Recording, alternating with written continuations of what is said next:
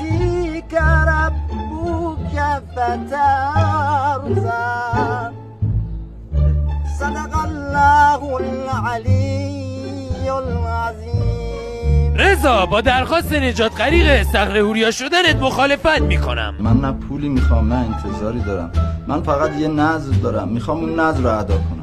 من انگار داره خوابام تعبیر میشه، خواهش میکنم. خب شما بنده اگه قرار باشه بره باید لباسای ناجور بپوشه. درسته. به قولی تو لباس نوکری عشق هر کاری لذت پادشاهی رو داره. بعدش هم اگه بخواد شنا کنه نیاز به دست و پا داره. درسته. به نظر من این دست و پا و بدن و گردن این بار اضافیه برای پرواز، هرچه سبکتر راحت‌تر. احسنت رضا، احسنت. بعدش هم چرا نجات غریق استخر لقمانا نشه؟ درسته. تو افت تو گور پدرت پدر سر. بعدش هم مگه من اول ثبت نام نکردم؟ درسته. پس پاشو بریم ادامه کارهای ثبت نام من انجام بدیم دیگه. بریم. بشین بابا، چرا تو اون میگه بلند شین بریم بلند میشی میری؟ هرچی اون میگه درسته، هرچی من میگم غلطه.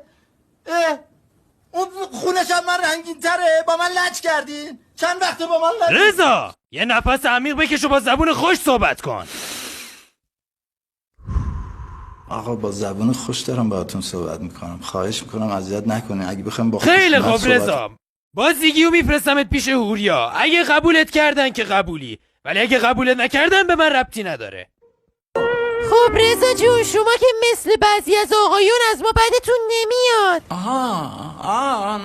نه آره دیدم، من از این مردا دیدم واقعا اصلا مایه آبروریزی، خیلی خجالت آور. من که نه، من خودم خیلی اتفاقا عاشق زنم. چی؟ یعنی چی؟ یعنی منظورم اینه که بهش زیر پای مادران است. راستی رضا جون، دلیلش چیه که میخواین غریق نجات ما بشی؟ دلیلش خب واقعا زیباست، دلیلش که واقعا زیباست.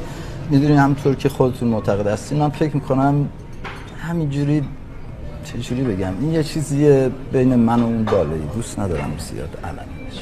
چقدر متواضع، ما تو رو انتخاب میکنیم.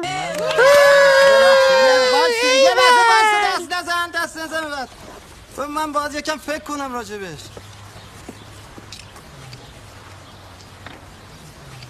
باشه قبول میکنم. ایول همینه.